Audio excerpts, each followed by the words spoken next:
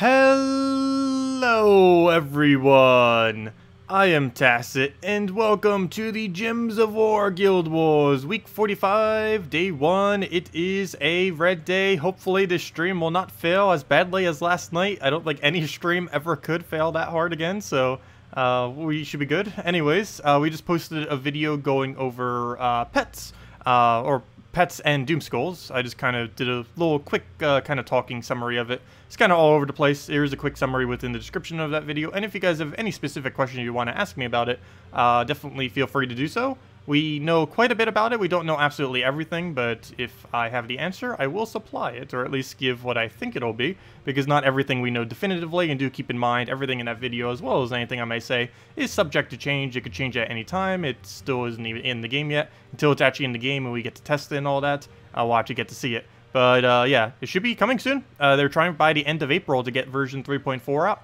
which will be bringing in pets, Doomskulls, and a few other mechanics. And yeah, the end of April is like, what, 4 days? How many days are in April? A week? Somewhere around a week. Come on, calendar, open. Yes, there's only 6 more days left in April. So, yeah, very soon, TM. If they're trying to push it by the end of April, that is...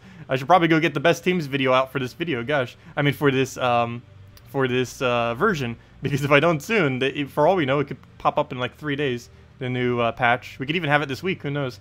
Anyways, let's go and get into this battle. This is red day, right? It should be. It's red there, it's red here, it's red there, it's red everywhere. So let's go and attack this guy. I'm going to be going with pretty much my standard. I might bring out my dragon team to the 4x dragon. I did switch back to dragon guard hero class because we use it for a lot more than what we use a mech for, that is for sure.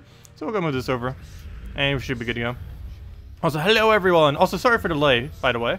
Just had a few things I needed taken care of. But hello, TJ Timebomb. Hello, William. Hello, Questar. Hello, hello, Minternash Film. Hello, Churros. Hello, Tim. Yes, that was pretty funny earlier, though, with the pets. I can't believe I said that. I said we should, disenchant the pets for food. It was, a lot darker than it meant to come out as. Hello, Bunny Killer. It's kind of like your name. Kind of like, hello, Kevin. Hello, Mark. Hello, Sean. Hello, that name. And that is everyone. There's too many names that try to get you to say something unintentionally. We'll go throw the Infernus down. Oh, I forget if I actually mentioned it with Doomskulls earlier in the previous video, though I have been mentioning it a lot, which is weird that I didn't mention it earlier. I don't think I did. But explosions and destroys are going to be absolutely insane next patch. Anything that has board control, like Alchemist and kind of like converts like that, as well as things that automatically end their turn 100% of the time, are going to be near useless next patch, just because of the Doomskull mechanic. It's not going to be that huge if nothing actually generates Doomskulls, but it is going to be enough of a difference. If you explode out the entire board, there's a 10% chance per skull, and I believe that comes down to approximately a 1.4% chance per gem. There's 64 gems on the board. If you wipe the whole board, you're pretty much getting a Doomskull every time, so that's something to consider. Did he really just... Oh yeah, it's Red Guild War. Oh, oops, I almost thought this was a PvP battle for a second. Need to be on my toes a bit more.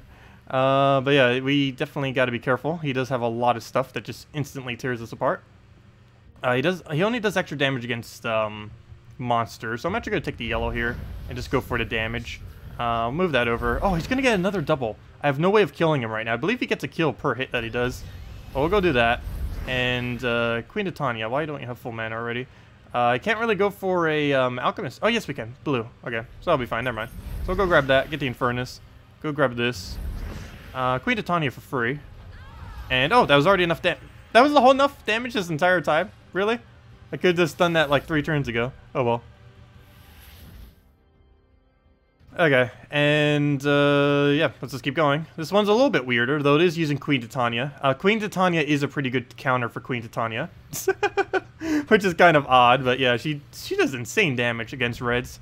How much damage is that total? We have 6 reds in play. That's 4 damage each. I keep forgetting, too. It's 4 boost ratio. It's not even like a 2 or 3 or something.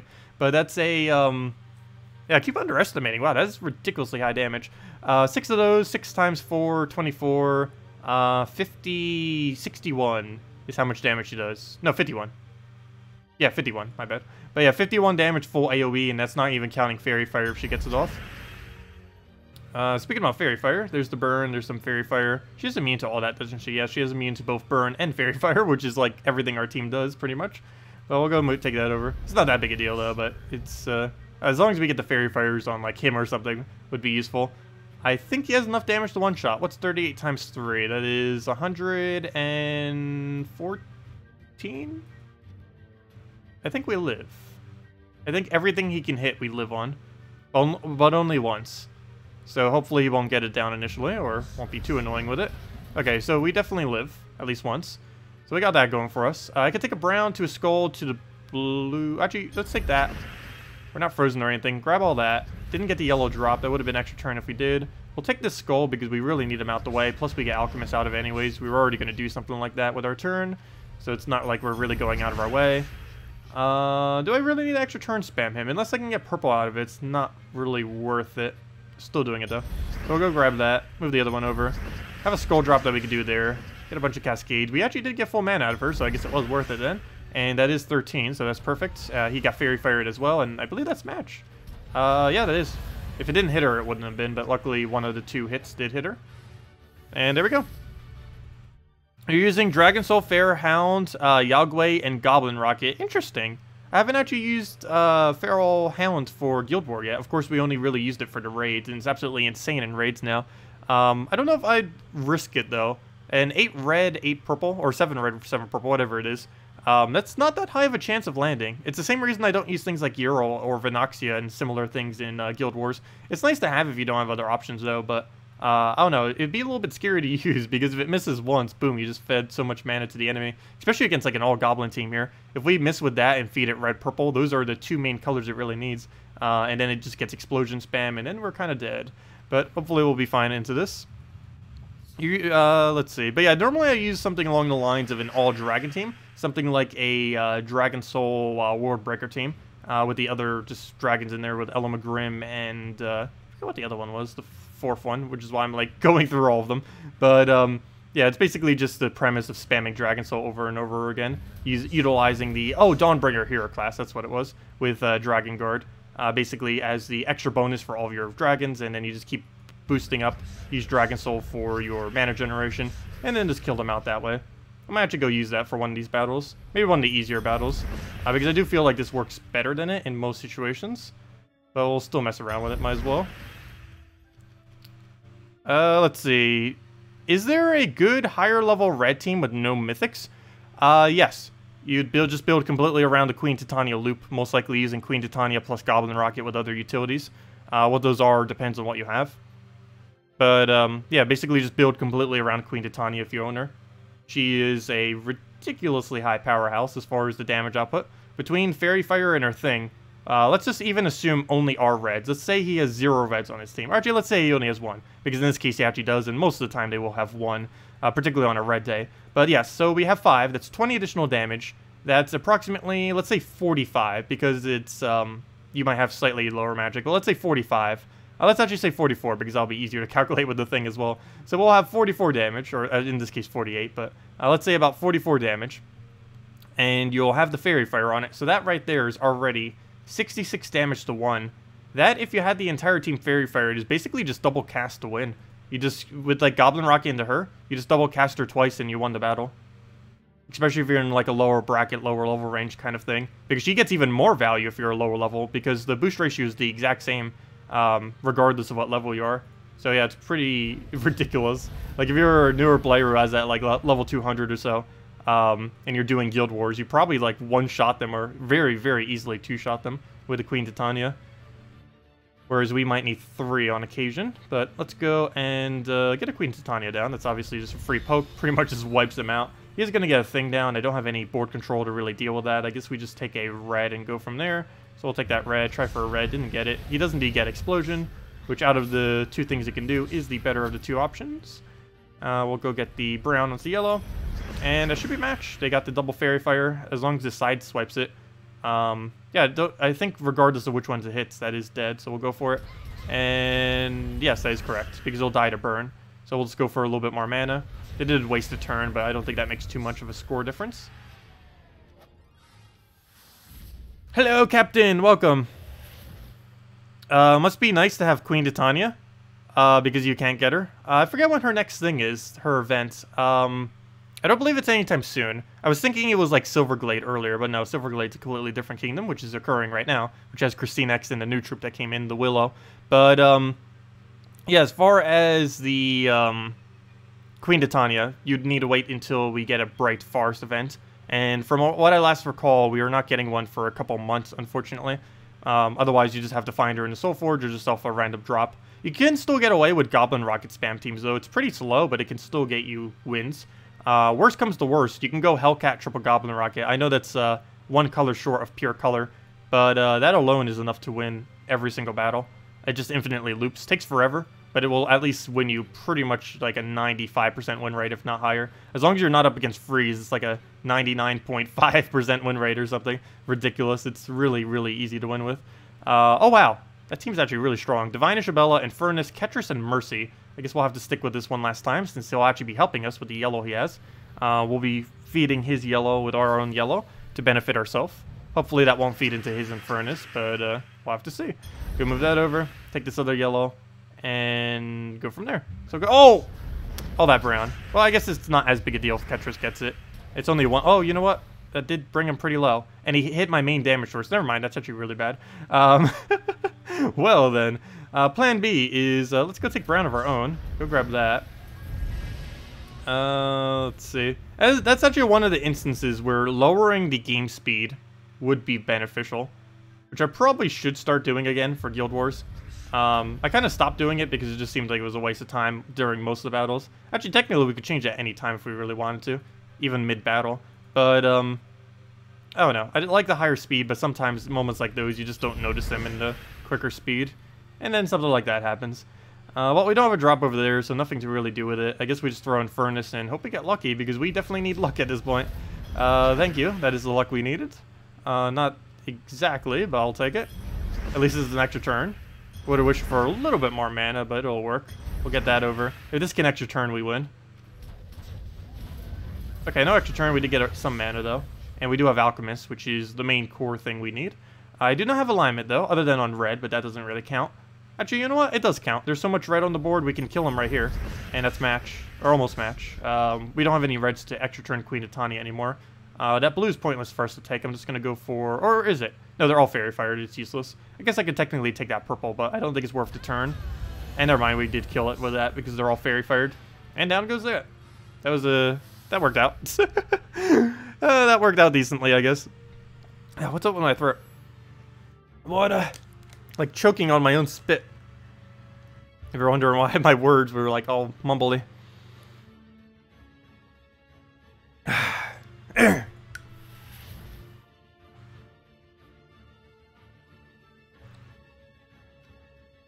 Anyways, let me go use the Dragon Team once. I kind of hinted at it. We've used this a couple times before, but it's been a little while since I've kind of shown it. Probably a bad idea to run it against goblins, but oh well. Anyways, basically the whole premise of the team is spam Dragon Soul up immediately, go from there. So let's see what we can do with this. Okay, well, right off the bat, obviously, get Dragon Soul. Take another red and a purple red.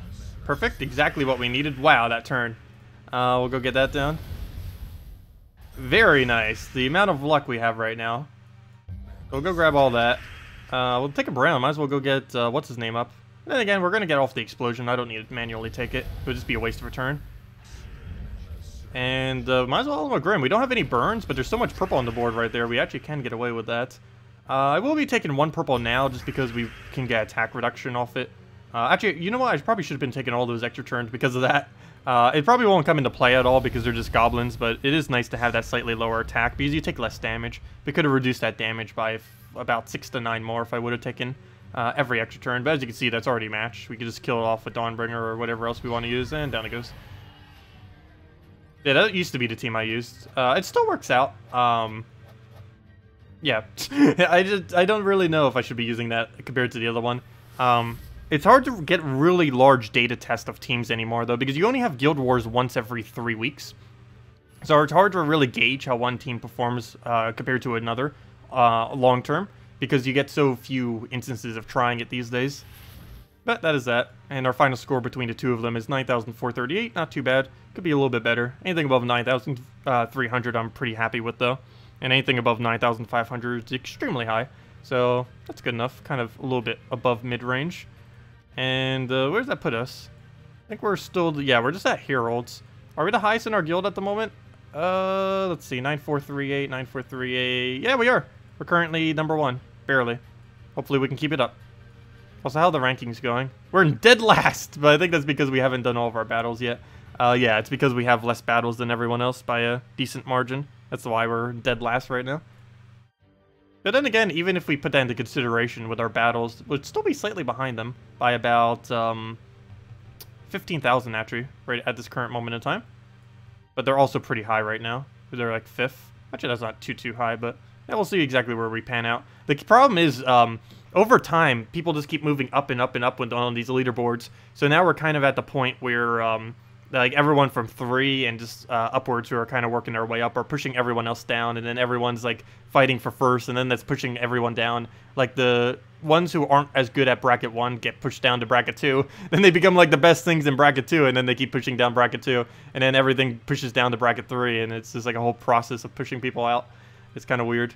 Anyways, should be fine though. See how things go. Oh, by the way, I didn't even take this thing.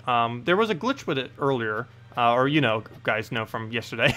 Covered it in pretty great detail. But Zugoff was out for about an hour during the morning in the Soul Forge, so people ended up crafting him. I obviously did it, and we did the video that we went over yesterday. People were saying that they didn't give back the right amount of resources, though, so let me double screenshot this and go contact support later if they didn't. Whoops, I clicked screenshot, but it didn't work. Screenshot? Screenshot. There it goes. That was so delayed. I did take a screenshot of it, though. Anyways, let's go claim it and see what we get from this. Claim. Yes. They did give back the wrong amount of trait stones. They gave us 16 Arcane Spirit trait stones back when it should have been 21. That's weird. How do you do one correctly, yet don't do the other one correctly? Doesn't make any sense whatsoever. Also, they didn't give back enough Celestials. What? You gypped us so many resources. Okay, I'll need to go contact support later with that. Let me just screenshot that. And just in case they messed up the minor trait stones too, let me go and do that one. Okay, I'll double check that later. But yeah, that one's obviously off. How does 121 and 116? They did it as if it was a legend, and then the other is a mythic. And it should have been more Celestials, because there's the 4 Celestials for upgrading a mythic, and then the 10 for crafting a mythic. And there's the 10 for crafting it, but they didn't give the 4 for trading it. So it's, from what I can tell, it's 4 Celestials short and 5 Arcane short of the 1. So I'll go contact them later about that. Not that big a deal at the moment. Also, they gave me 64 purples. Is that correct? Isn't it purple and blue, or is it just purple? That might be correct. I'll double check that later. Anyways, not that big a deal, but there's all of our resources back, and obviously we no longer own a Zulgoff, unfortunately. Yep, no Zulgoff. He's still under the unowned. We got him for 1 day, and that's all we ever get to use him for. We will never own him again, most likely. As you guys know, he is ridiculously overexpensive. He costs, where'd he go? Oops, that's not where he is. He costs 5 power orbs to craft him legitimately. I mean 8, not even 5. I wish it was only 5. But I believe 0 people currently own him at the moment, now that they fixed the glitch. So, yeah, no one has bothered to get 8 power orbs by now. Even people who are trying to get power orbs haven't even gotten 8 power orbs by now. I don't think there was. There would be a pretty big topic on it on the forum if someone actually owns this thing already. But I think the closest person is like 5 or 6 power orbs at the moment. Somewhere around there. Anyways, but yeah, it realistically takes about a year to craft them. That is how long it takes. And of course, this most recent patch has only been out for like, what, 3 months or so now? So no one has really had the chance, 2 or 3 months or so. Anyways, that's all that. Let's go and do dungeons real quick and all the other things. And if you guys still have any other questions about anything, let me know. And we'll go over it all. Let's just go clear them out real quick with Sunbird, standard team. And oops, why am I changing the team? It's already good to go. Also, hello, Max. Welcome. Oh,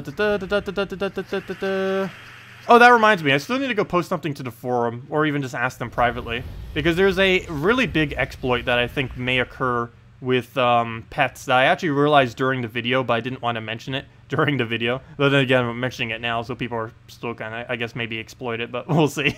But anyways, one thing I realized with the format that they did, I'm pretty sure they didn't mention something about it, that they actually will be doing some kind of precautionary thing for it to make sure that it doesn't happen. But basically, the way that pets are going to work is you will be able to have one available in your guild per hour if you end up finding a gnome thingy that ends up giving it to your entire guild.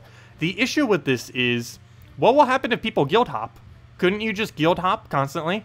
Go to other people's guilds, claim their treasure gnome thing, the pet gnome, and then just hop to another guild. And then you just keep repeating that. Because realistically, or you should only be able to get at maximum 1 pet per hour. But will they have it set up in a way that it would prevent guild hopping? Because if you had a network of, let's say, 10 really high endgame guilds that all communicated with each other, and they just hopped between each other, you could get 10 pets per hour, which would be pretty broken, given that the normal max would be like barely 1 per hour. But yeah, we'll have to see if they have something in place to stop that, because people will probably do that if they don't do anything against it. And it probably wouldn't even be against game rules either if they left it like that, because that technically wouldn't really be exploiting much. Which I don't know what their stance is on guild-related things like that. Currently, there's no kind of guild-related exploit that you can do. They're pretty good about making sure that there is no way to exploit it.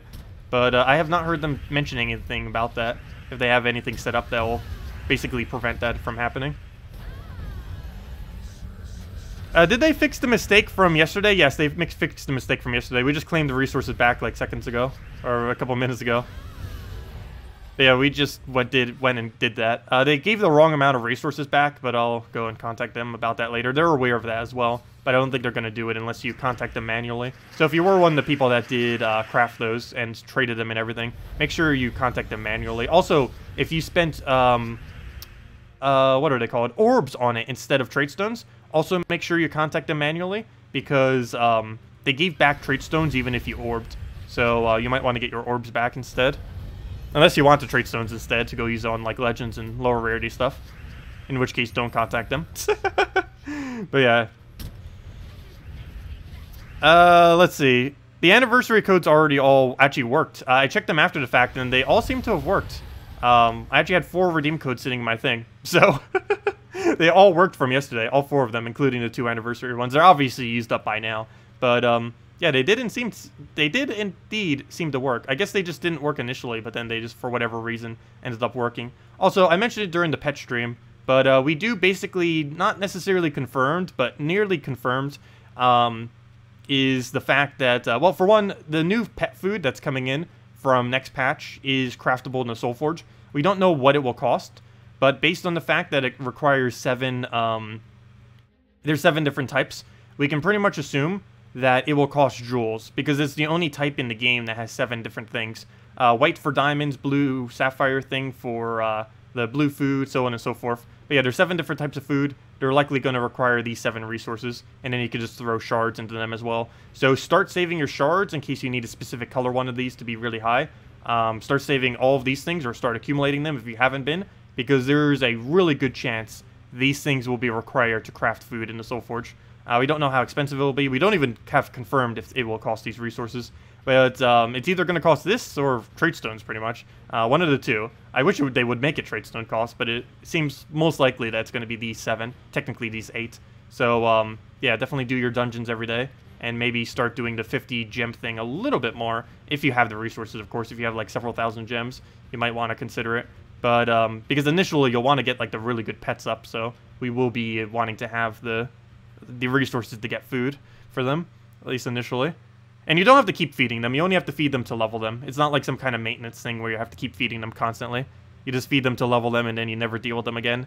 You feed them once, and then they never need food again. They never starve.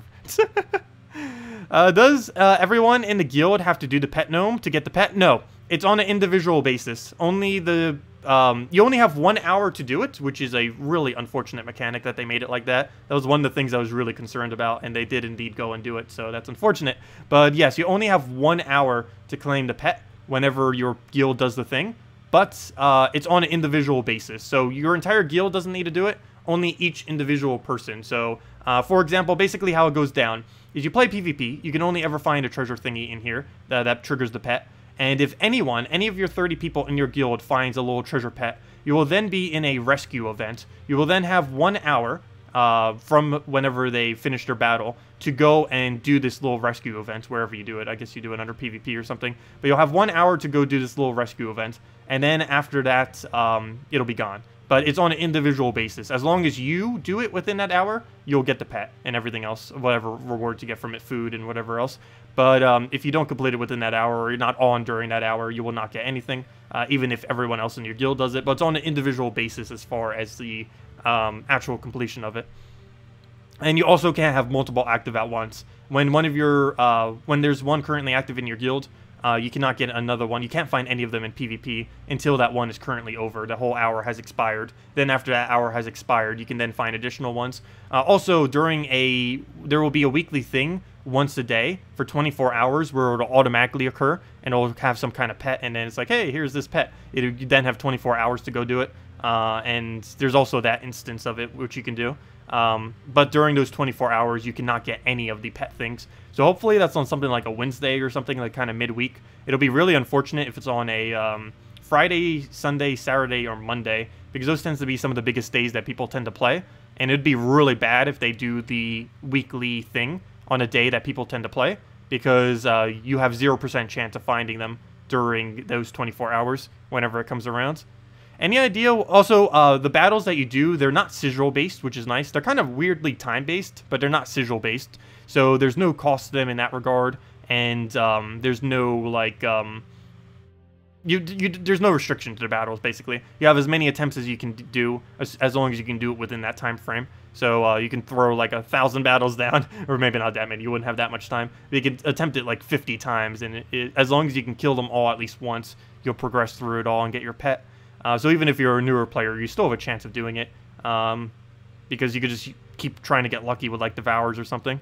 And as far as the battles, they seem pretty standard as far as what you do within them. Any idea what's going to be in the shop for pets? I do not know, though I assume it's some kind of gem or money sink in which you buy food for the specific pet or additional copies of the pet. So maybe like a guarantee thing where you can get the pet without having to do the battles, or getting additional pets, or just getting food for that specific pets, or even just food in general. But yeah, it's likely all pet related. Obviously, it's from the pet thingy, pet shop. But yeah, it's probably going to cost gems and or money for that. It's probably going to be set up similar to how the the Soul Forge thing is set up. Where, I was right the first time. The dungeon thing is set up where you get your battles that you get to do, and you have infinite tries to go do these battles, except there'll be 8 of them instead of 3. And you get a little reward every single time you do one of them, and then when you complete all of them, you get a pet. And then if you go under the shop, it'll have like a money one and then a gem one that you can do. That's pretty much how I believe the shop is going to be set up in there, where it's basically going to be this thing where you can either go do the money or throw gems at it for like maybe a pet or food or who knows what. But that's my guess to it. We do not know, though. They did not show anything about it, and she did not mention anything about it. But that something along those lines would make the most sense. And obviously, since it is a free-to-play game, they are going to try to milk you out of every single gem and dollar you have. So that would make sense if it is set up in that way. You're hoping pet food will cost souls. It does and doesn't. It'll cost food, it'll cost souls plus another resource. We do not know what that other resource is, but again, since it's 7, it's almost guaranteed to be jewels.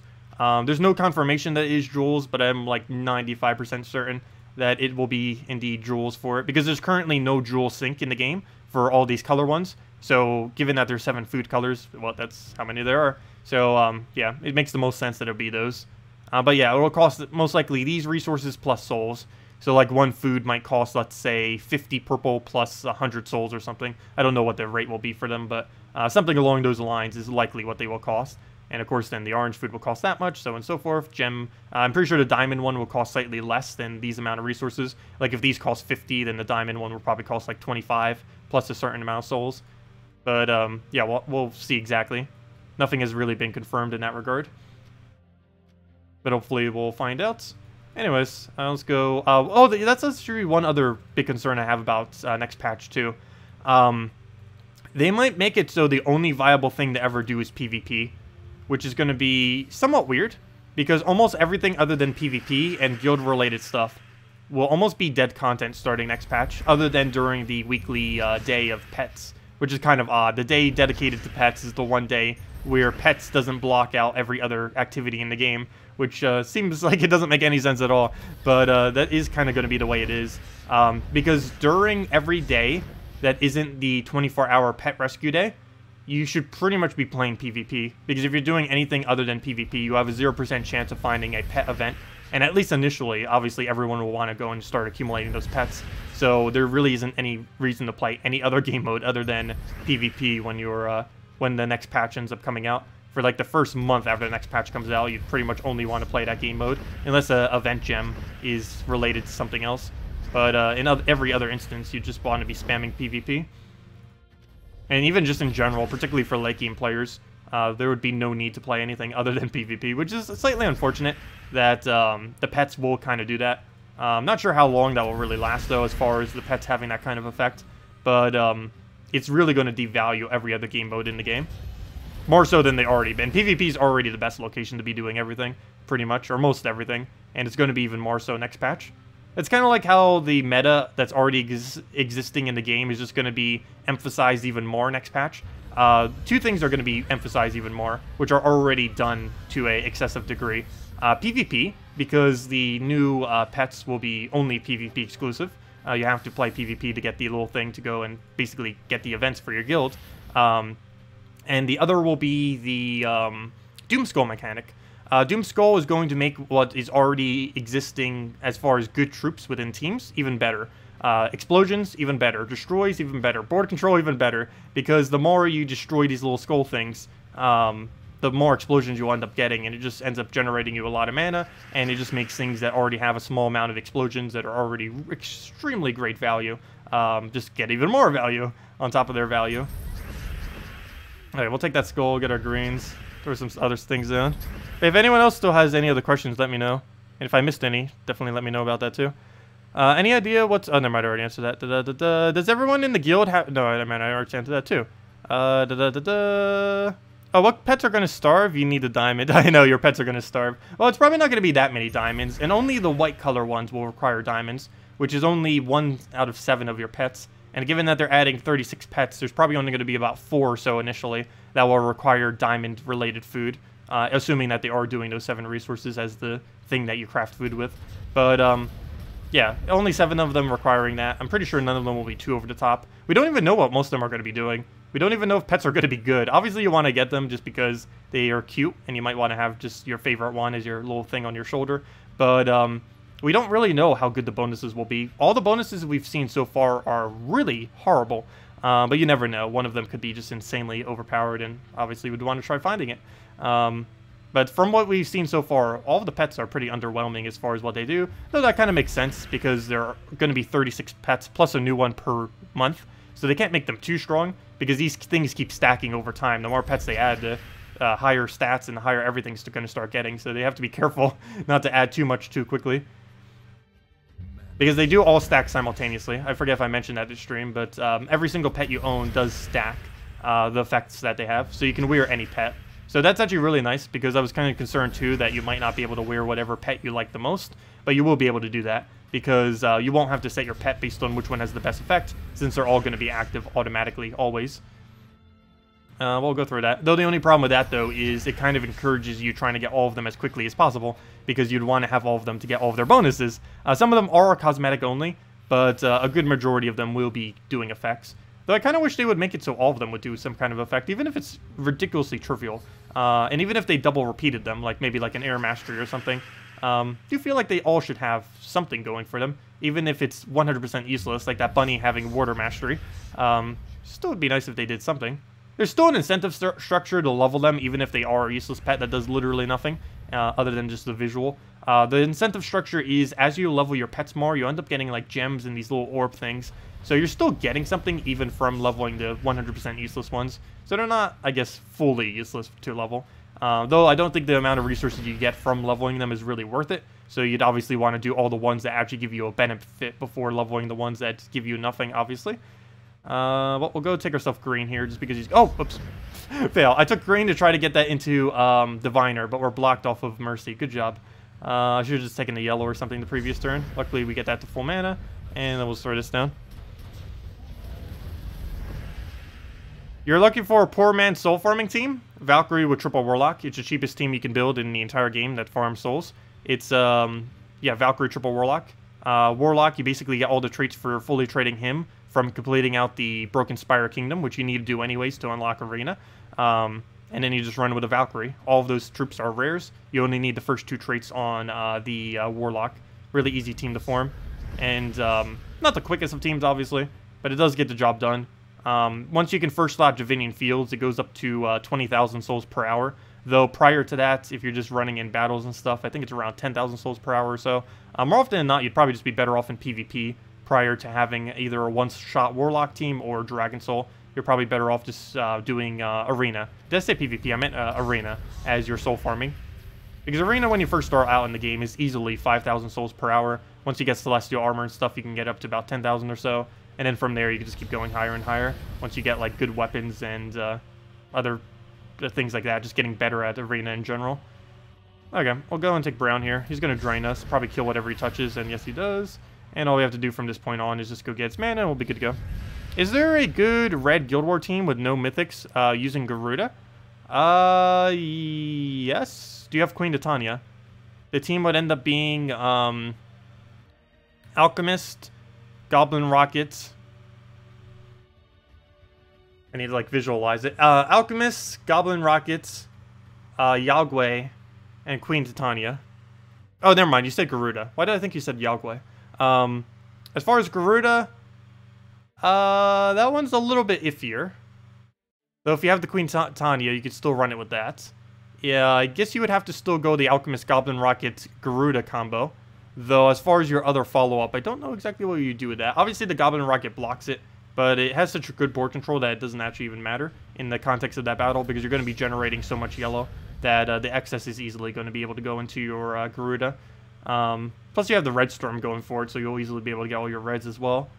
Not sure what you do for a 4th troop there. It also really depends on what you have. Because as I mentioned, like things like Queen Titania, Yagwe, stuff like that, really good in the context of red teams. But they're all legends, so I don't know if you specifically have those. But yeah, if you do have some of those bigger options, you don't really even need to use a Garuda.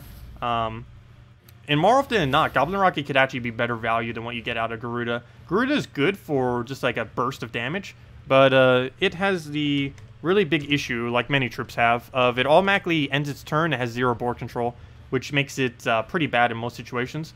It's 15 mana cost with no mana generation and no board control whatsoever. The only slightly redeeming aspect of it is it does create a Firestorm from doing its ability, so at least all subsequent turns you'll have that going for you.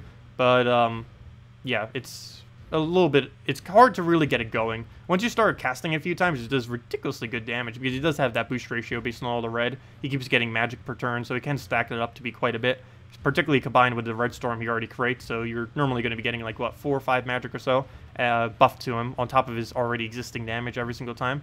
As far as traits, he's pretty useless though. Nagas never get used. Fireproof, very few situations that comes into play.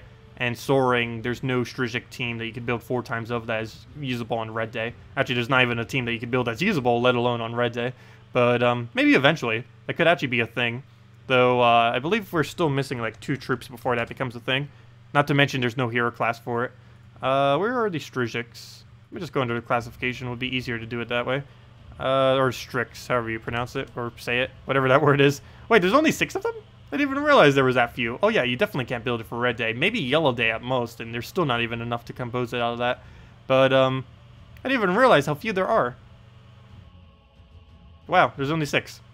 Yeah, they need to stop adding types that barely have anything. They keep adding types, and then there's, like, none of them in the entire game. Like, if we go under Gnome right now, there's 2. Good job. There's 2 of them. I think maybe 3, because I believe the pet gnome that is an enemy will be obtainable as a troop from the vault. I'm not certain on that, though basically every gnome in the game, I believe, will be specifically within the vault itself. And with that being said, if they're adding a pet gnome, or whatever they're calling it, I forget the exact name they said, it will probably be within the vault drop pool. Meaning we'll finally have a 3rd gnome, if that's the case. No clue what it does, but hopefully something better than the other 2. Sparkle Sack's okay. The other guy's completely useless, though, in most situations. Unless you're, like, a really new player. Is there a horrible idea to run goblins on a green day? No, it's perfectly fine to run goblins on a green day. The only problem is a lot of people do run freeze as their defend team on green days. I know I personally do. It's green has some of the most spammy troops in the game, or as far as like the loops that get used. So it's very common that people will be running web spinner, Yasmin, goblin team, and stuff like that on green day. So yeah, most people will counter it. If they are countering it, then you probably want to switch into something else, because goblins are absolutely horrible against freeze. As most green things are. But, yeah, generally on green day, builds basically 2 teams. One for against freeze, and one for when you're not against freeze. And you could easily use that goblin team when you're not up against freeze. But if you're up against, like, Queen Mab, just instantly don't ever use goblins against it. It's not worth the risk. You might be able to get away with it sometimes, but it's going to be, like, 75% win rate, if not even lower. Probably even lower. Side question. You've been meaning to ask, when you get a moment, level 1000, roughly, what kingdom do you recommend? What do you mean by that? As home kingdom? I don't understand that question, but as far as home kingdom, White Helm is almost always your home kingdom with the current setup of the game. They are going to be doing something to kingdoms in the future that's going to be changing them quite a bit. But as far as kingdoms currently, there's no point in setting your home kingdom as... assuming all of your star levels and leveling on your kingdoms are exactly the same, there's no point in having any kingdom other than White Helm as your home kingdom. The main reason for this is there are 3 different resources that are give in different ratios from tributes: gold, glory, and souls. And relative to the amount that you get of all 3 of these resources, glory is the absolute best. And since White Helm is the pure glory kingdom, assuming all the tribute chance and tribute reward and all the other aspects of it are exactly the same across your kingdoms, in those cases, White Helm is always the best choice. It never isn't, unless, for example, let's say this one was a lower star level, but you had like a different one that had a higher star level, let's say like Shenteng or something, then that other kingdom would be your better one to choose, and not White Helm. But in almost all situations, White Helm is your best home kingdom you can set, due to the pure glory tribute. Which is why you'll probably notice, like, if we go into these battle things right here, it shows us what kingdom they're from. They're proving me wrong right now, but more often than not, everyone has it set to White Helm. I like how we haven't found a single White Helm as I'm saying that. Literally 0 people have it set to White Helm right now, of everyone I just checked. But normally, most people that are aware of how the tribute system works will set it as White Helm. There isn't much a need to set it to anything other than that. Can you direct Dragon's Claw tribute? Yeah, I believe it's a mix of glory and gold, if I'm not mistaken. With like a very small amount of souls, but it was mainly glory and gold. Kingdom, I don't have all of them memorized. Okay, it was about even on all of them, actually. So a little bit of gold, soul, and glory. About an even amount of each, actually. Pretty much. Yeah, it's just a mixture. I believe the second best kingdom, if you didn't have White Helm upgraded, is Shenteng, if I'm not mistaken. Shenteng also has quite a few better troops. But Shenteng is nearly pure glory. It's pure glory with the second best resources of souls. So it's about as close to a White Helm kingdom as you can get. So obviously I don't have it set to that. Not only is it star level lower, but also it's not pure glory. Anyways, let's go into another battle. I guess we'll just go up against this. How do you upgrade a kingdom power? Well, you upgrade it initially with gold, of course, to get it to level 10. The kingdom power levels are based on how many troops you have upgraded within the kingdom. The things that upgraded are the amount of leveling you have on the troops within the kingdom, the amount of trait stones you have on the troops within the kingdom, as well as just how many troops you have from the kingdom. All those factors combine together to create a little score thingy, and the higher that number is, the more stars you have on your kingdom. I did a video on it a little while back, which is still fully relevant. That goes over all the little star level things. If you just type in Gems of War, like star power or something like that, you'll easily find it as like the first thing that comes up on YouTube or on my channel if you search it that way. But that video covers it in really great detail. But basically, yes, the more levels, the more troops, and the more trait stones you have of troops within a specific kingdom, the higher your star level will be. So, for example, let's just go with the Shenteng again, I guess, is our example. So if we go into this kingdom, all of the troops that we have, all the traits that we have, and all the levels we have, go and increase these scores, this little power thing up there, and every single time we get enough of these to go make this go up, we get the next reward, and we keep doing this until we get all the rewards, and eventually we'll be able to reach full maxed, which is not currently possible, as you can see. Probably another half a year or so before we see the final power level get unlocked. But yeah, you just keep working through all of these. Generally, it's considered Silver Star, 1 star, 2 star, 3 star, 4 star, 5 star, and then you just count these as 6, 7, 8, 9, 10. I don't think anyone actually counts them as blue stars. Like 4 blues, 1 normal, or whatever you'd call that. Most people just call it these as 6, 7, 8, 9, and 10 star kingdoms. Anyways, but yeah, if we go into Shentang, it's based on how much of these we go, and you can easily tell by just clicking on one of these.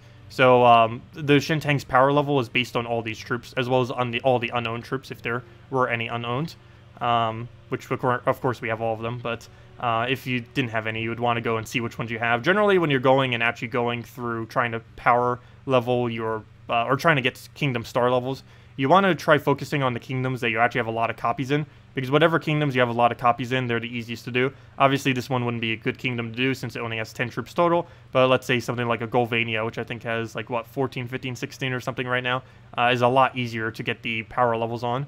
So if we go to, where's Golvania? There it is. It's in alphabetical order, still can't find it. As you can see here, this kingdom has 17 troops. Gosh, that's a lot of troops. But yeah, as you can see, 17 troops, so it's a lot easier to upgrade any other one, which just only had 10. Almost as double the amount of troops.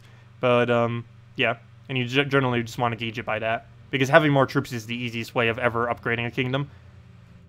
5-star used to be so ridiculously hard in this game, but nowadays it's actually relatively easy. You could probably get it within your first month, maybe your first 5-star kingdom, maybe your second month. When they first came out, it took like 6 months to almost a year before like the first, actually more like 6 months, before like the first 5 stars really started rolling in, because of how hard it was to actually do it, since you needed everything in the kingdom upgraded. But now it's a lot easier, since the more troops makes it just easier to accumulate. What is the fastest way to farm souls with 2 Fairish Raws? The fastest way to farm it with 2 Fairish Raws would be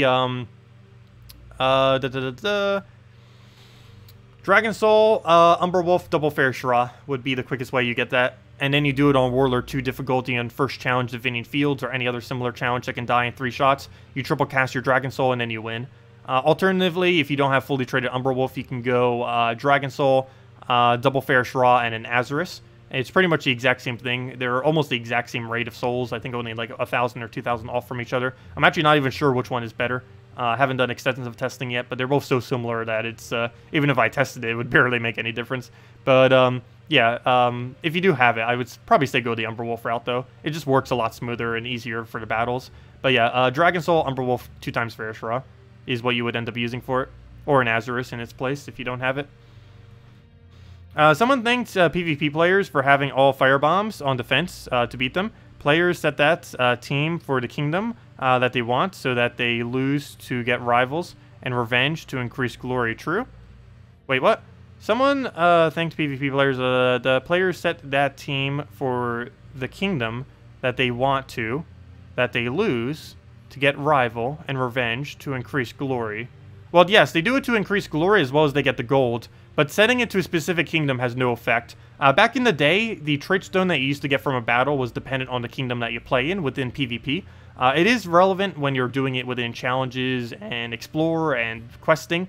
You only get the trait stone of the kingdom. So for example, if we go to Divinian Fields real quick and just go and tear apart one of these battles, we will end up getting a yellow or purple related trait stone, because this is a yellow or a purple kingdom. But in PvP, they made an update where you get every single trait stone within PvP, so there's no point in trying to get revenges that are on a specific color kingdom. That used to be a thing, though these days it is not a thing anymore. So if you ever heard me mention that in the past, that's not the case for like several months now. I think it's been like 6-9 months where it hasn't been like that. But for kingdoms themselves, it's based on the kingdom. So as I said, yellow or purple from this kingdom. Obviously, we just got a yellow one because as you can see on this page thingy, it's only yellow and purple. But in PvP, you get every single possible trait stone as your drop. So getting a revenge battle from a specific kingdom doesn't really help us. So for example, we're fighting in a red-yellow kingdom right now, but we still get every possible trait stone drop from this because it just gives you all of them now.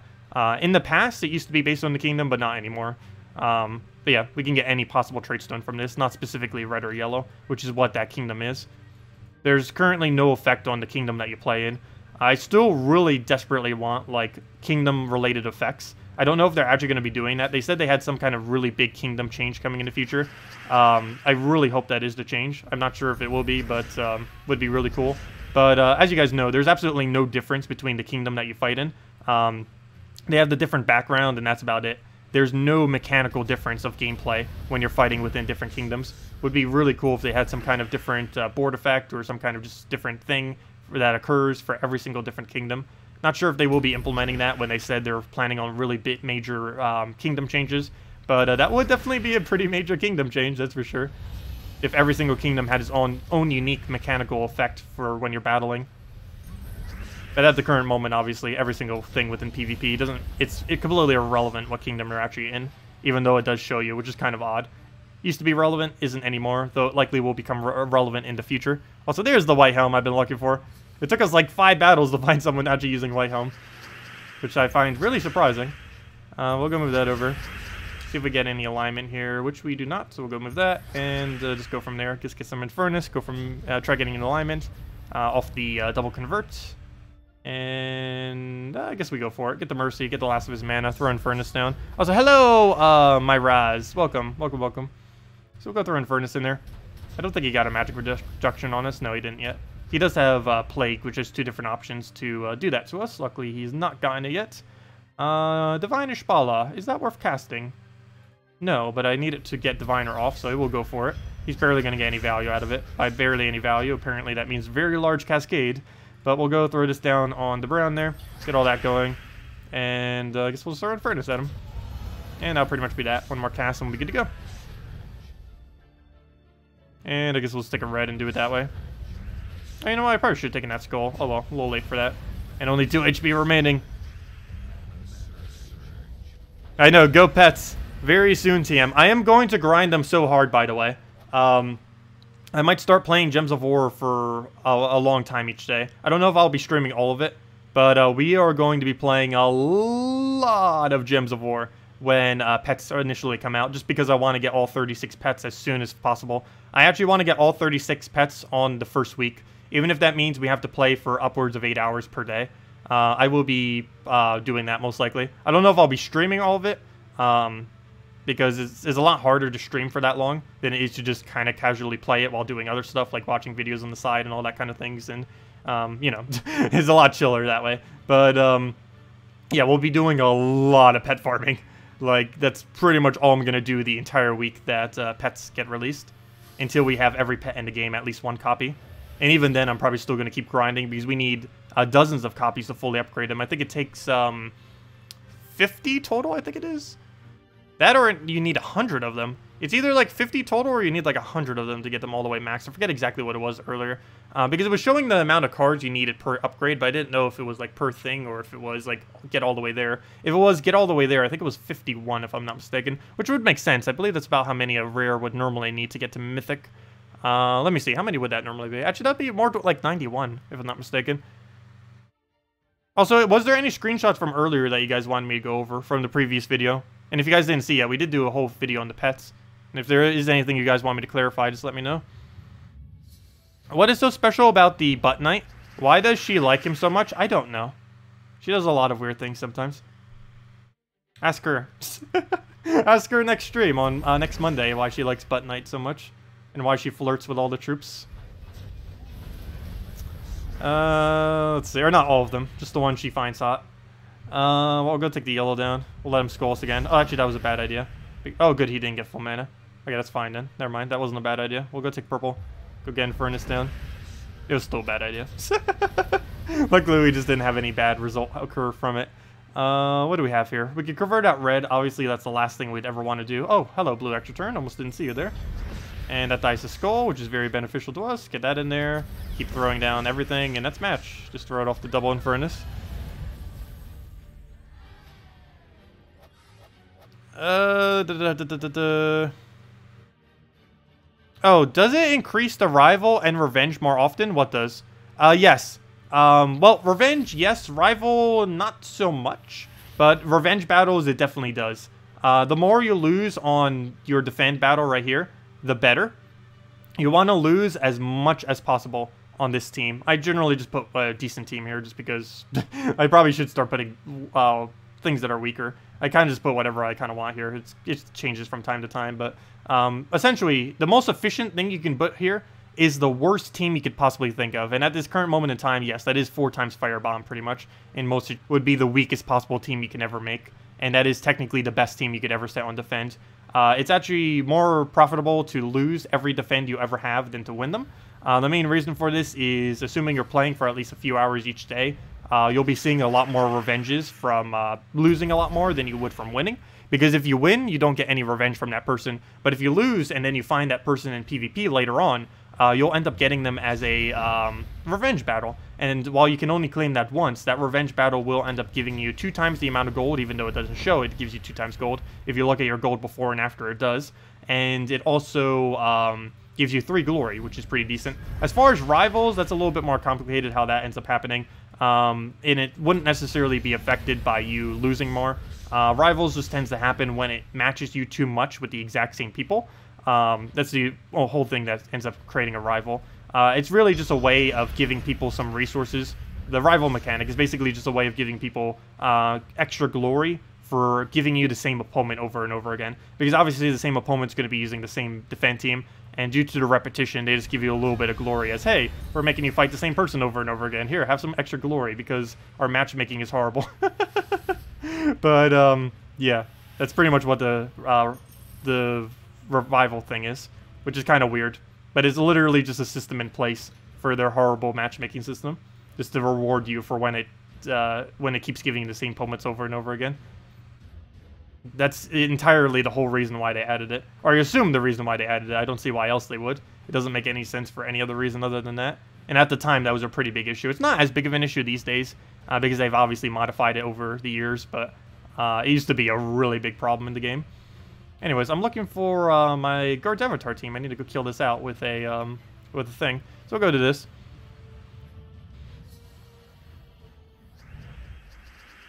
Oh yes, I definitely want that pet dragon so badly. I hope that's like our first pet we get. It's definitely going to be the one on my shoulder. Guarantee. There's a 100% chance I will be using the dragon pet. Unless there's another really cool one that's also a dragon or something very similar. But, yeah, either a dragon or a raptor, either or. But that dragon actually looks like a raptor, so it actually has 2 things going for it. That and birds. All of those kind of animals, I really like the appearance of them. Basically, let's see. All dinosaurs, particularly raptors, all birds, pretty much any kind. They have really cool feather designs on most of them. And dragons. Pretty much those 3. I find most interesting as far as creatures are concerned. I'll go get that.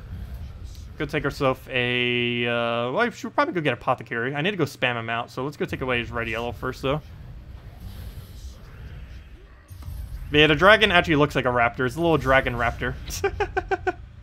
I don't know what I'm going to start nicknaming them, too. We're going to need to come up with a lot of nicknames. I'm really curious. We might need to do a whole video on how to nickname your troops. Nicknaming guide.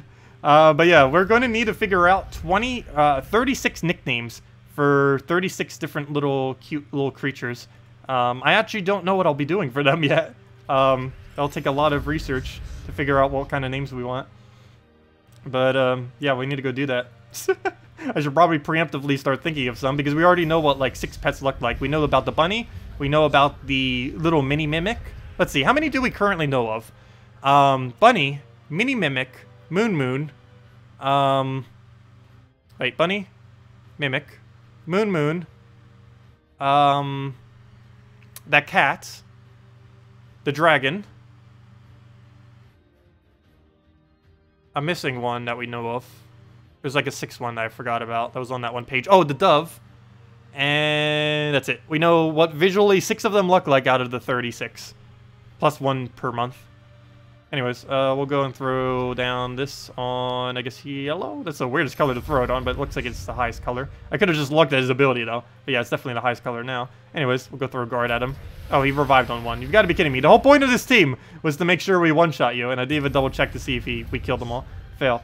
Not that big a deal, though. All we have to do is get his ability up one more time. We already did it on yellow, so I guess we'll do it again to feed into him. Get Apothecary down, and that'll be match. So we'll just do that. Dead. And there we go. Yep, come on, cast. Oh, yeah, the spider. So, 6. No, 7. Yeah, so that would be 7 then. We know about 7 troops. Or 7 pets. But yeah, the dove, the dragon, the cat, the bunny, the mimic, the Moon. And that's all of them. Never mind, only 6. But yeah, we know about 6 of them so far, I believe. Keeping track of them. Yeah, those are the only ones we visually know what they look like. Also, by the way, I should probably go bring a little thing up that shows all of them. I didn't show it during... I didn't show any pet screenshots during this video, did I? Should probably go bring some of them up. I have all of them just sitting here in a little thingy. I didn't grab, like, a lot of screenshots from it. I mainly just grabbed the ones that were already on that post there, because it was a lot more convenient doing it that way. But let me go get a couple images up. Might as well. What's this image right here? That's an image of a thingy. Let me go browse and go through all these. But yeah, let me go do a quick summary again. I know we just did a video on it, but most of you probably didn't watch it yet because because we kind of did it as soon as we started streaming. But yeah, let me go over them real quick, or at least a couple of them. I don't know if I'll go through every single image we have here right now, but I do have a folder for them, so it will be easy to switch between them at least. Where did I do it? I had them all in a folder for when I made the video earlier. There they are, 3.4 spoilers, and okay, let's just go through all these in alphabetical order then. Just go down the line. So, let's just casually do basically what we did in the previous video all over again. Just as a kind of quick summary little thingy. Let me make this smaller so I can still see chat, and let me make it visible, because that would probably be beneficial. It might be good if I make it visible. That's kind of the whole thing we need going on here. Anyways, let's go make that a thing, and there it is. Okay. So let's start going over them. As you can see there's 4 of them. The dove, the dragon, the cat, and the bunny little thing. Let's see. Why do so many people set... Oh, never mind. We already went over that. Oh no, the 4 times fire bombs, they're used to deliberately lose, because getting more losses end up accumulating revenge battles, and claiming more revenge battles ends up claiming more glory and more gold, so that's why people deliberately try to lose with that. It's more beneficial to lose than to win. But anyways, so we have several screenshots to go over. Might as well go over them again. Anyways, this one right here, calendar. New mechanics are going to be coming into the game next patch in about a week or so, or a couple weeks, whenever they end up finally implementing it. They're trying by the end of April, but hopefully they'll be successful at doing that, because that'd be amazing. That's in less than a week if it's by the end of April. But anyways, there's 2 things. There's the 7-day thing. That's the thing that already exists right now, where it gives you gold every single day. But there's also going to be a monthly thing now. So if you log in every single day on a given month, you'll end up getting a bunch of resources for doing that. The resources get bigger the further you go. So if you log in literally every single day, you will get better resources. This is this is one of 2 mechanics that they actually added this patch. That is basically encouraging people to log in more on a regular basis and to play regularly on a regular basis, which is slightly annoying, though most free-to-play games these days have been doing this, so slightly unfortunate that they're going down this route, but for people like myself who automatically play every single day anyways, it's a nice little extra bonus, and they're not making anything more expensive either with all these resources, and yeah, we get pet food from it. Looks like we get a decent amount of souls, maps, gold keys, gold, so not too bad, and glory keys in there too. So, definitely, it's just basically free stuff for doing nothing more than what we already have. Also, events are not coming in next patch, by the way. They are planning on it very soon, but next patch is not bringing in daily events, so do keep that in mind. I have mentioned in the past that it would be, but they ended up shoving it further into the future, so that will not be a thing. Anyways, where did I just go? It's right over here. Let's go into the next one, Pet Ascension. So right over here, pets will cost, apparently, I don't know if that is going to cost 50 or if it's going to cost 30. It's hard to really gauge based on that. Based on the fact that she has 51 copies, I believe she went down to only 1 copy left. So that probably is a cost of 50 to be able to fully upgrade a pet that you have. A pet goes from rare to epic somehow. I don't know how, but it's kind of weird. It skips right over ultra rare. Then it becomes legend. Then it becomes mythic. I mean, and of course mythic is the standard max level. But rare only has a max level of 5. Epic has a max level of 10, Legend has a max level of 15, and Mythic has a max level of 20. Pretty much all pets gain an additional effect when they reach every 5 interval, so you would want to go and get them to those 5 intervals, and it is really valuable to actually ascend these things. Not sure if you'll have a way to discard them after you have too many copies of them. Not sure exactly what that will be. I was making a joke earlier during the thing that they might be discarded for pet food. But, yeah, I'm not quite sure exactly what will be the whole scrapping system for them. Because, to my current knowledge, there's nothing you can do with excess copies of a current one once you've fully mythiced it. But, hopefully there'll be some kind of feature in place to do something with them. Anyways, next one. What image do we have? Pet bonuses. Let's see, what is this one? Oh, this is just showing the little page bonus thing for it. As you can see there, it has a 3x Zolkiri bonus. This means whatever you use a Zolkiri, let's say 3 times or 4 times on your team, it'll end up having a additional multiplier on top of it. So let's say Zolkiri, if you use 3 within the kingdom, it gives you 1 attack and 1 magic. If you end up using this little guy that has the 3 times bonus, or assuming you have him upgraded to a 3 times bonus, that would then end up giving you 3 attack and 3 magic instead of 1 attack, 1 magic. This basically encourages you to use pure kingdom and probably pure type teams, which currently is really bad to use later in the game, but this will make it more viable to use at a later game, because obviously late game players will have easier access to upgrading these things, which will maybe encourage people to start actually using pure type teams again. So that's actually going to be pretty nice. I don't know if they're going to be doing this to every typing in the game. There's obviously only 36 of them, and there's 32 kingdoms in the game, so obviously not every kingdom is getting this bonus, or at least not initially, but over time we could probably expect this for every kingdom, maybe even every troop type too, like knights, dragons, humans, stuff like that. Actually, I hope that dragon, now that I think about that, it's probably going to have a fire bonus, but I really wish that dragon had a dragon bonus of some kind, like a 3 times multiplier for using a pure dragon team or something, or, you know, multiplying the dragon multiplier by 3 times would be pretty cool, because dragons get a little bit of everything. I think they get attack, armor, HP, and magic, which is pretty cool. That or just attack, magic, and armor. One of the two. But regardless, it's pretty nice, the bonus that they have. Anyways, on to the next little image thingy. I have to keep going through both these little screens. It's kind of weird how it is, but there we go. It's working out. Anyways, next image. This is the little bunny guy. Pretty useless. Only does water mastery. Water mastery and all masteries are useless, though I assume, based on this guy, that there is a thing for all the masteries. Hopefully that dragon isn't fire mastery. I'd kind of hope he'd be something more epic than that. But he's probably going to be fire mastery, given his little fire thingy. But yeah, we'll see exactly what happens with that. But masteries are going to be pretty useless. I don't know exactly what the other effects of these things will be, but mastery is the least consequential one. Maybe early on in the game it might be a little bit more beneficial, but it's late in the game, it'll do like a fraction of a percent. It'll be like 0.01% chance, if even that, of an extra surge chance on 3 pairs, so, or 3 matches. Not really going to make that big a difference. Anyways, next image, pet food. As I mentioned earlier, there are 7 pet foods, which makes me think that it will cost the 6 jewels plus the diamonds in order to craft them. They will be available in the Soul Forge in some way to craft them. They will cost souls and some other resources. We don't currently have confirmed what the other resource is, though pretty high probability that it will be jewels, due to that being the only type that has 7 different things in it, and those are 7 different foods. Every single pet uses a specific food. As you can see in this case, this pet uses a blue food, so you'll need to feed it blue in order to give it the full effect. You can feed any pet any food if you so choose, but it gets less of effect from any food color that isn't its main color. And I assume every pet only has 1 main color, and in this case it's blue. But yeah, for the most part, you wouldn't really want to go and feed pets any food that they do not use, because throwing food onto a pet that's not related to their color is pretty much just going to be a waste. You might as well just throw it on whatever the best one is for each color. I'll be doing a video whenever they do come out on basically what the best food sync is for every single pet, as far as like which one of those 7 colors are the best thing to put your food into. I still need to do something like that for trait stones as well in the near future, but yeah, we will be covering that, because obviously there will be 1 superior one for each color, and that will be the first one you'll want to put all of that food of that specific color into, most likely, and just go start getting those leveled up, assuming you can find them through the pet system. Next up we have, let's see, what else do we have here? Pet Mastery. This is just the little Pet Mastery page that shows another one of those little guys that we haven't seen yet in the Moon. Cute little guy with a skull head.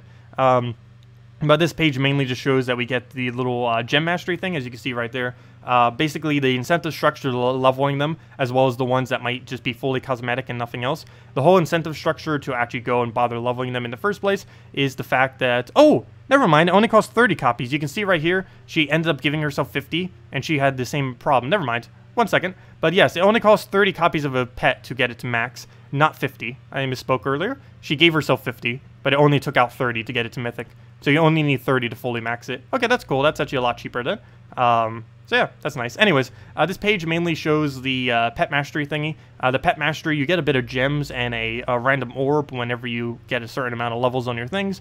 Not sure how far this will go up to, but it's basically the incentive structure. Since there's no power level or anything, this is the incentive structure to actually bother leveling these things, even the useless ones that do nothing.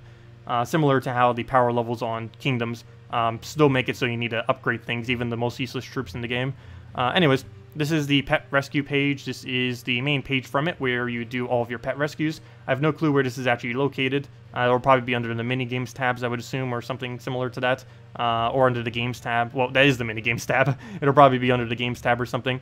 But anyways, it has the 5 little things here: the pet, the fight, or the overview, the fight, the rewards, the shop, the pet info. As far as rewards, you end up getting for every battle, you end up getting food and I think a chance at a pet. I think it's mainly just food and a few other small resources. And then at the end of it, you end up getting the pet if you can do all of the 8 battles that you have within it. And yeah, it's pretty much that. You can see the progress bar for 8 battles.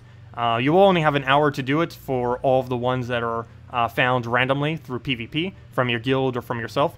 But you will have 24 hours once a week at a specific pet, whatever one they end up rotating on. So you can do it easily that way as well. You'll have plenty of time, though the hour one might crunch a little bit close, because even if you check every single hour, you might only have like half an hour left. And if you're a newer player, that might be difficult to win 8 times. But for late game players, I assume it's going to be only slightly harder than dungeons to wipe out all 8 of them. So it should only take you about, given how long dungeons takes to complete, this should only take about 4 minutes to 6 to 7 minutes.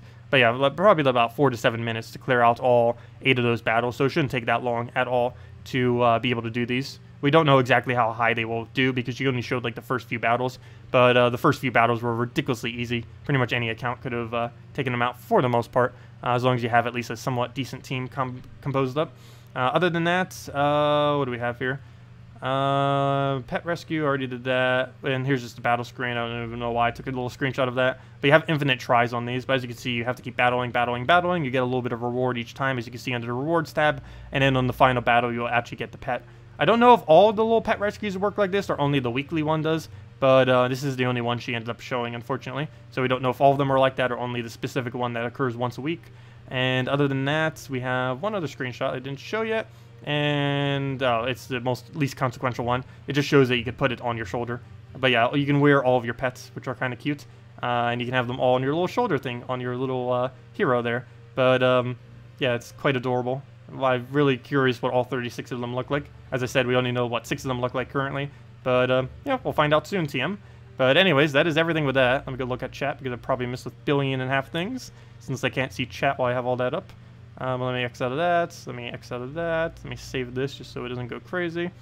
And there we go. Okay, so let me move that to the side, and that is that. How do you get Vault Keys? Vault Keys are found randomly in almost every battle that you do through a treasure gnome. There is a monthly event where treasure gnomes are very common, as well as Vault Keys from them. But those are generally the best times to get them. Other than that, you can get them during raids, invasion, and bounty hunter. All have the ability to get a 100% chance of getting a vault key once you have progressed far enough in them. So those game modes will also be able to do that for you. But yeah, that's pretty much everywhere you get them. Bounty hunter, invasion, raids, and randomly finding treasure gnomes and hoping that they give you a vault key. Though the chance of getting them is really low off of them. I'm currently trying to save to do like a 10 video thing of them, 10 vault keys all simultaneously. I believe the next vault event is not this Friday, but the following Friday, if I'm not mistaken. I know it's really soon. But yeah, hopefully we'll be able to grind that out and get a bunch more keys then. But those are generally the best time to go and farm a bunch of keys, because that's the only time you can realistically infinitely farm vault keys. And it comes out to about 1 vault key every 2 hours or so of farming PvP or Explore or anything like that. Well, Explorer will give the better chance, not because it has a higher chance, but any battle that you can win quicker will have a better chance of doing it. Explore and challenges tend to be the best. You can do 1 trophy PvP, and that also works decently quick as well for trying to find them. Am I excited to pull a green, orange orb for the pet stuff? I know, right? We're going to keep pulling every single green and orange orb. If I keep pulling them, I'm just going to throw them into power orbs or something. Let's see. Off topic, just curious, what other games do I play? The main game I currently play at the moment is Old School RuneScape, other than this game, of course. Old School RuneScape, I've been meaning to get enough progress on that game to actually start really making content for it. There's a really, really ridiculously large grinding curve that you need to do before you reach end game content in that game. Way more than Gems of War. I think it has like a 10 times longer grind to get to like a decent point where you can do almost everything compared to Gems of War. But yeah, that game I've been doing a couple of videos for here and there. I've been meaning to do slightly more content for into the future, but I'll be getting around to that eventually. But yeah, that's the only other game I currently really play on a regular basis.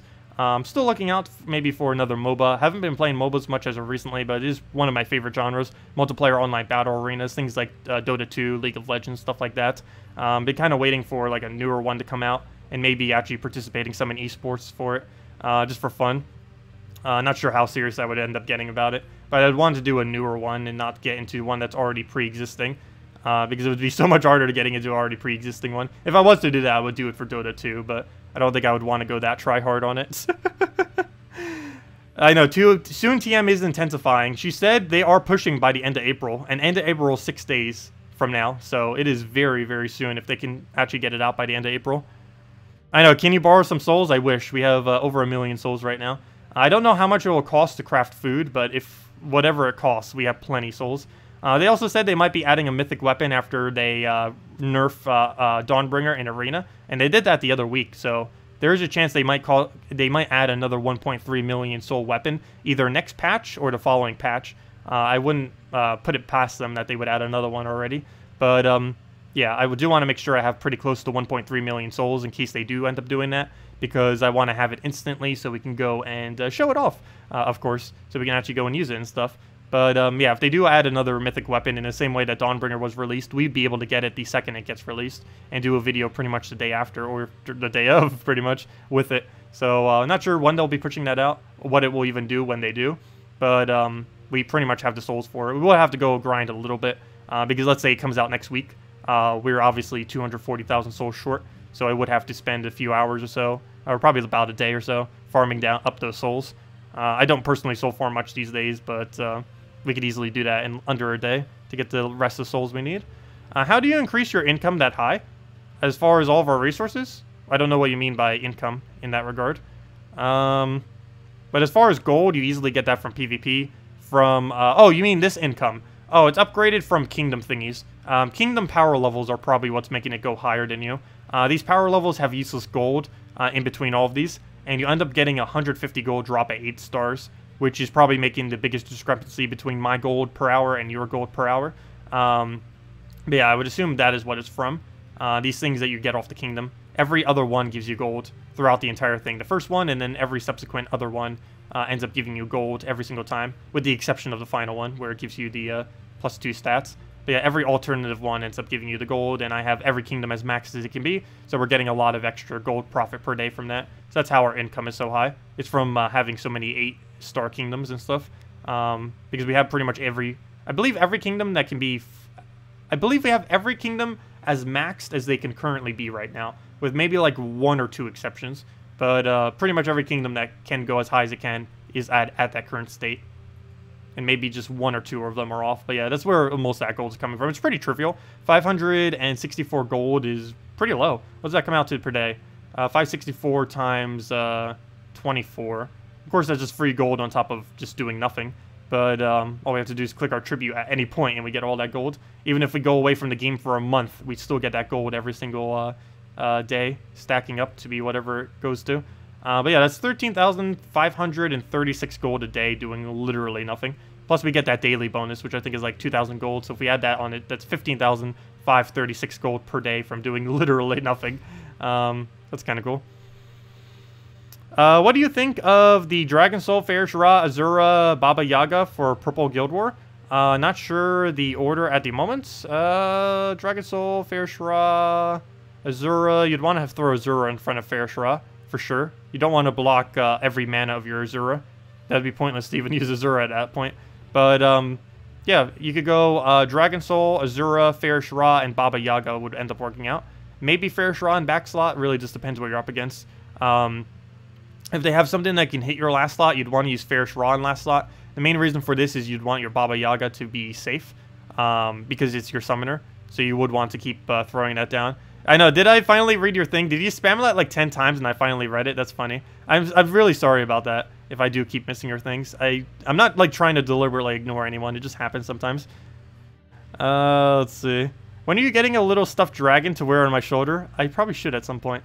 I don't actually own any though. I have a lot of really weird stuffed animals though. I have a lot at my other house, like dozens, hundreds upon hundreds of them. But I only have a few of them at this house. Let me actually go get a few of them. I don't think I've ever bothered showing them. Anyways, let me go get a few.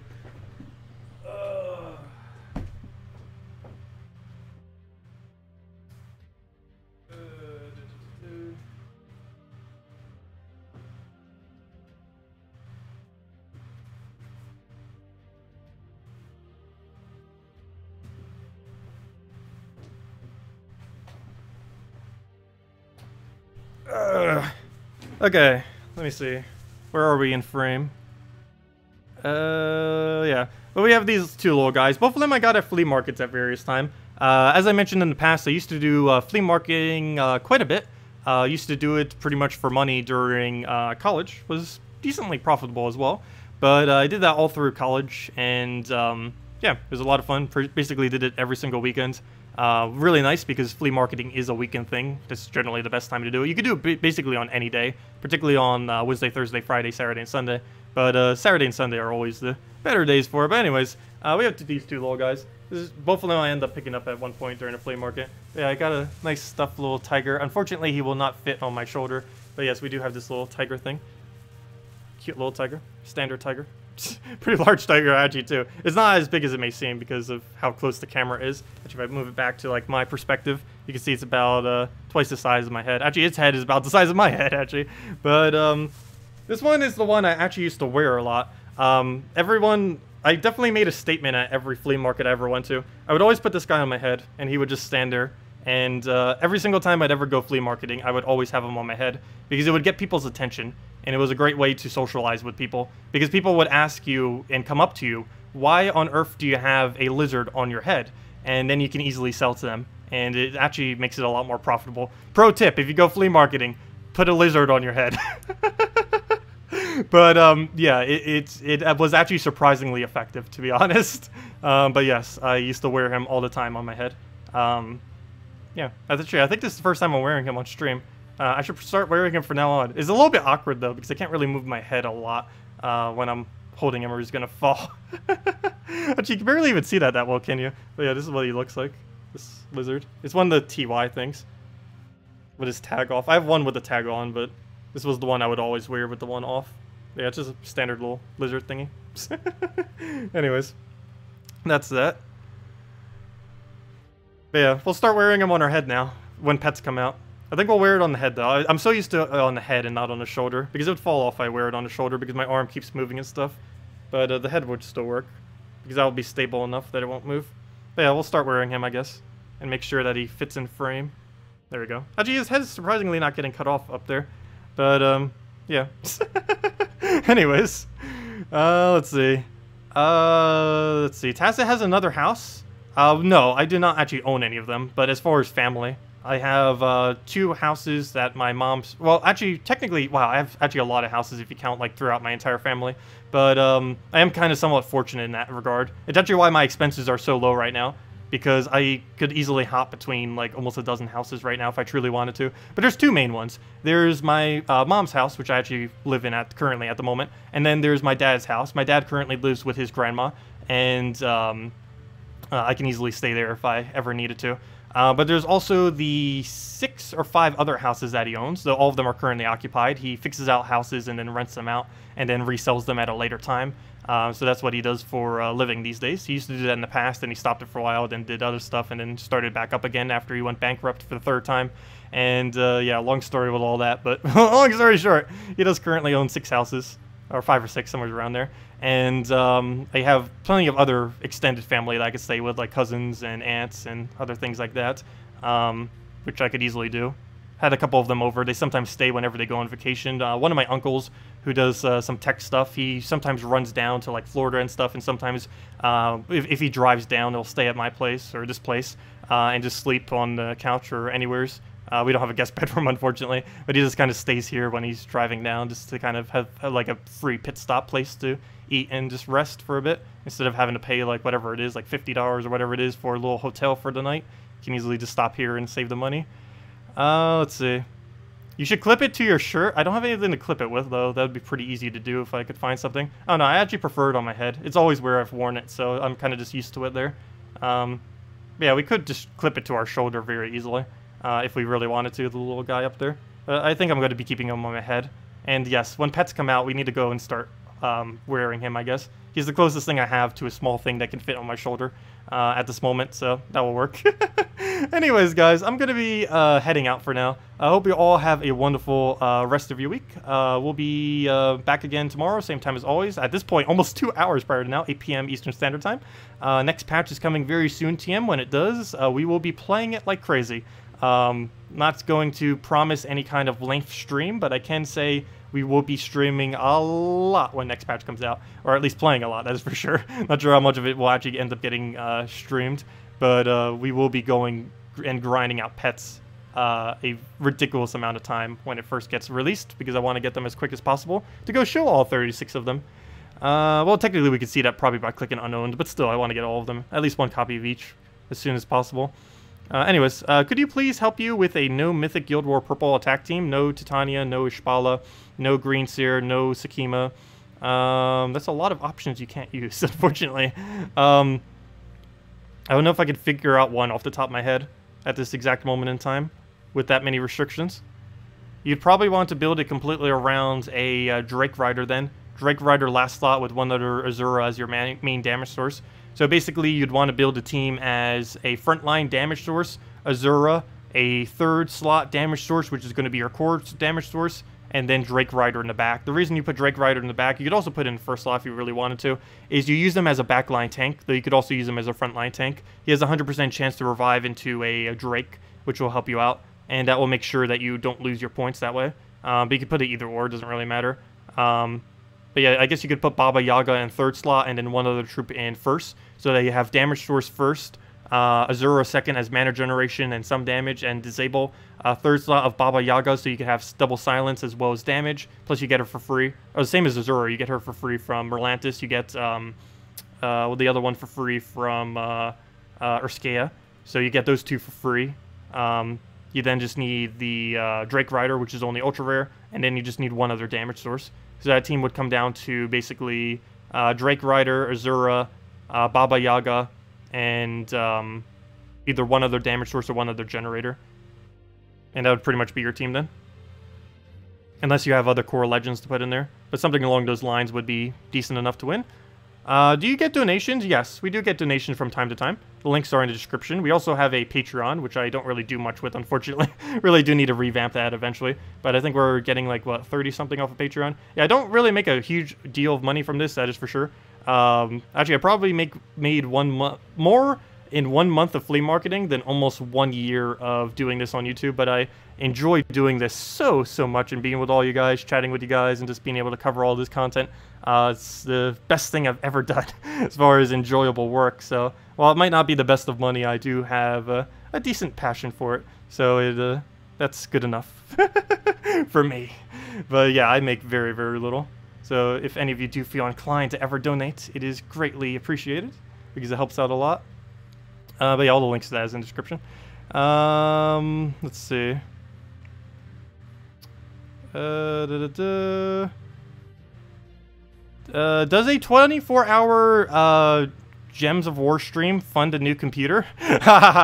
We could try doing that. We actually did fund this mic by doing a long stream. We did a 1 week long stream. Well, kind of.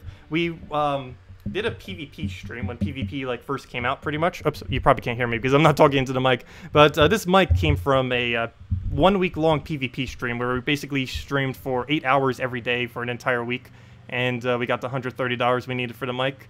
But yeah, I guess we could technically do something similar to a computer, though that would be ridiculously hard to do because something in like the 1,000 range would be a lot harder than a $130 mic, that is for sure.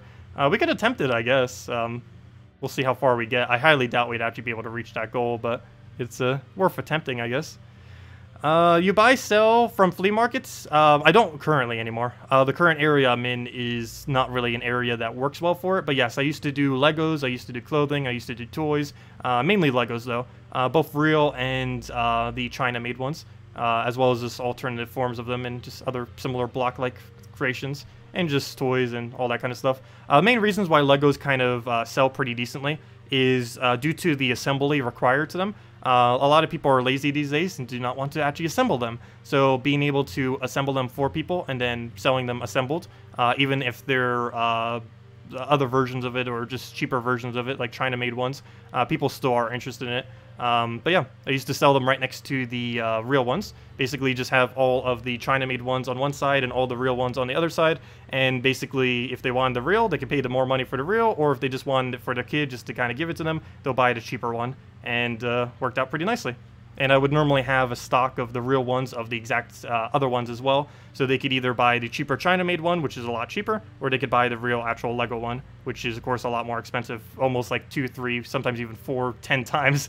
The prices can vary, but they're normally, generally, minimum, like twice the price. So a lot of people just go for the cheaper ones, which have a really low expense. I know they've been actually going up a little bit nowadays, but they've been as low as like 10 cents when I used to do it. And per unit, if you buy a large stock. And we could sell them for around, let's see, it could vary. They anywhere from about $1 to $5, depending on the specific one.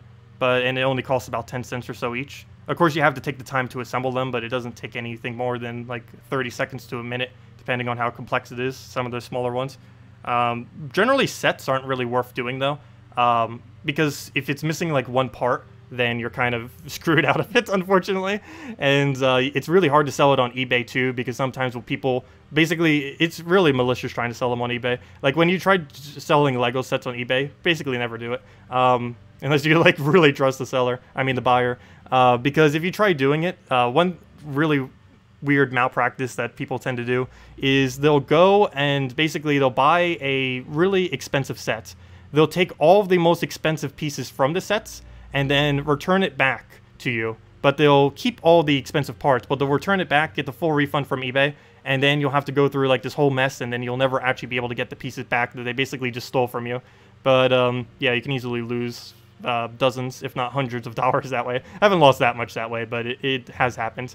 And yeah, some people are really mean that way. I completely gave up on eBay these days, to be honest. There's just too many, I don't know, just the whole thing in general. I don't like packaging, and there's just too many weird conflicts with it that it's just not worth dealing with it, to be honest. It is for some people. I do not care for it, though. I have done it for a while in the past, but I much prefer doing flea marketing by a mile and a half, because you actually get to talk with people. You actually get to eat food that's there. Most flea markets have pretty decent food for the most part, and it's just a lot better experience than having to deal with eBay. Let's see. I know there's a lot of bad things that occur on eBay, for sure. There's a lot of bad things that occur on eBay. Yeah, I just don't deal with it anymore. Actually, I don't even do flea market anymore. Just, as I mentioned, there's no place around me to do it, so I don't really have the opportunity. There are some few markets by me, but none of them are particularly good for doing like Legos and stuff like that, so it'd be kind of pointless for me to do it around here, unfortunately. Because that was one of the main things I did. I'm not like an Legos expert by any means, but I do know like enough to at least make decent money off it whenever I do end up doing that for flea markets. Don't really do much with it these days, though, as I mentioned. Let's see. eBay always... Yeah, eBay is always on the buyer side, which is why I generally only bought stock and then sold it at flea markets. It's a lot easier doing it that way than actually selling stuff on eBay. Only really big ticket item...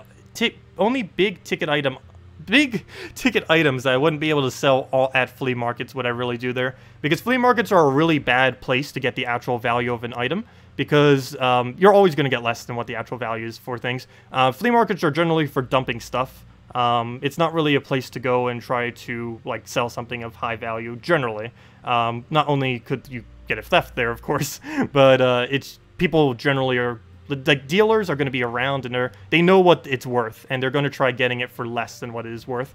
So generally, if you have like a bidding war on eBay, big ticket items are a lot better there, because people are willing to go a lot further with it. Whereas basically eBay is, with big ticket items, is you're going upwards with it, whereas at flea markets, you're just heading downwards with it. So it's not worth doing for those kind of things. But for smaller stuff like clothing and toys and those kind of things, and kind of just used stuff and things they can randomly find at garage sales and then sell at flea markets, those kind of things work out pretty decently. But anyways, guys, that's enough on that. We could talk about it at another time as well. People actually asked me to do like a whole video kind of explaining stuff with it. I could eventually. It was a long while back, like 6-9 months ago. I never bothered doing it though. Like all my flea market expertise. No, I'm by no means an expert at it, but I did end up doing it for about 2.5 years, 3 years or so during college. Some on my own, some with my dad, of course. But yeah, it ended up going over pretty well. Anyways, guys, I'll see y'all later. Have a wonderful rest of your week. We'll be back 2 hours prior to now tomorrow to go cover the next Guild War, which I believe is Purple Day, if I'm not mistaken. So I'm not actually sure what we'll be running for that. Probably... Oh, no, it's actually Blue Day. Wait, why are so many people asking for purple teams today, then? Oh! Blue Day, I might end up figuring out some kind of team to go run with Butt Knight, the Champion of Anu. Champion of Anu came out at a weird time where we weren't able to use it for the Guild War week that it came out in. But yeah, this time we could. I might do him. I'm not fully certain on that because he's pretty bad. I'll probably just run my standard blue team, which is this team right here. It's actually really solid. Forest Troll, Zura, Dawnbringer, KrissTigger. But I guess we could completely scrap this and maybe try something with the other guy. Maybe do a Skady in there too and use both of them together. I have yet to ever use both of them. Well, I've never even used them in Guild Wars, let alone both of them in Guild Wars. So it's worth a shot. The only problem with that is we can't use Azura if I do go down that route. Anyways, guys, I'll see y'all later. Have a wonderful week. And hopefully 3.4 very soon, TM. Goodbye, everyone.